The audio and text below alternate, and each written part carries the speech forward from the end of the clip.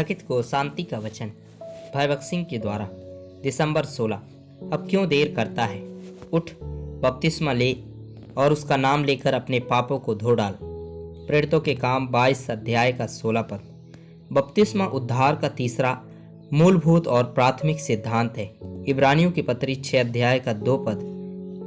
कई विश्वासी इसकी आवश्यकता और महत्व के बारे में अज्ञात हैं। मान लीजिए हमारे शरीर में कुछ विटामिन्स की कमी होती है तो हम बीमार पड़ जाएंगे। बहुत से लोग गर्मियों की छुट्टियों के लिए दक्षिण भारत में पहाड़ियों पर जाते हैं क्योंकि वहाँ का मौसम अच्छा होता है। सालों पहले पता चला कि वहाँ के लोग किसी चर्म रोग से पीड़ित थे।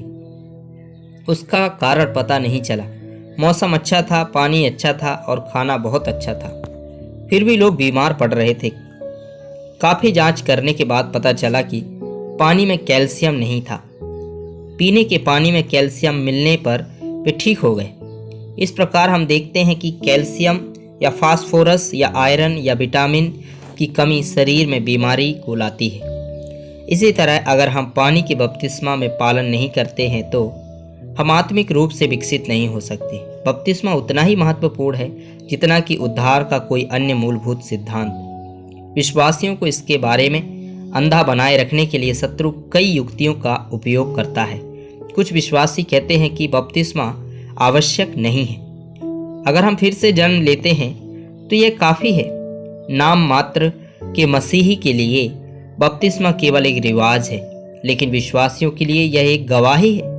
यह बपतिस्मा है जिसे हम भीतरी मनुष्यत्व में अनुभव द्वारा प्रभु यीशु मसीह के साथ उनकी मृत्यु, गाड़े जाने और पुनरुत्थान में हमारे मिलन को समझते हैं। मेरे परिवर्तन के बाद 2 साल तक मैंने बपतिस्मा के बारे में कभी नहीं सोचा। मैं हर दिन बाइबल पढ़ता हूँ। कभी कभी मैं पूरा दिन बाइबल के साथ बिताता था, लेकिन यह सोचकर बपतिस्मा नहीं लेता था कि यह आवश्यक नहीं है। फरवरी 1932 के महीने में एक शनिवार की सुबह जब मैं अपना मौन समय बिता रहा था, तब प्रभु ने मत्ती 3 अध्याय का 13 पद के माध्यम से मुझसे बात की। उस समय यीशु गलील की यरदन तक यूहन्ना के पास उससे बपतिस्मा लेने आया। प्रभु ने मुझसे स्पष्ट रूप से कहा, क्या तुम किसी तरह अपने उद्धारकर्ता से बेहतर हो? मैंने उत्तर दिया, परमेश्वर, मैंने ऐसा कभी नहीं कहा। उसने कहा, फिर बपतिस्मा के बारे में क्या? मैं सोच रहा था कि बपतिस्मा बहुत महत्वपूर्ण नहीं था क्योंकि मेरा नया जन्म हुआ था और मैं हर जगह अपनी गवाही दे रहा था। परंतु प्रभु ने मुझसे स्पष्टता से कहा कि उसने मेरे लिए बपतिस्मा लिया, जबकि उसे ऐसा करने की कोई आवश्यकता नहीं थी। अगले ही दिन मैंने बपतिस्मा ले लिया। उस दिन मैं स्वयं सभा में गया और सभा के दौरान मेरा बपतिस्मा हुआ। जब मैं पानी से बाहर आया तो मैं बहुत आनंद से भर गया और उस दिन से बाइबल मेरे लिए एक नई किताब बन गई।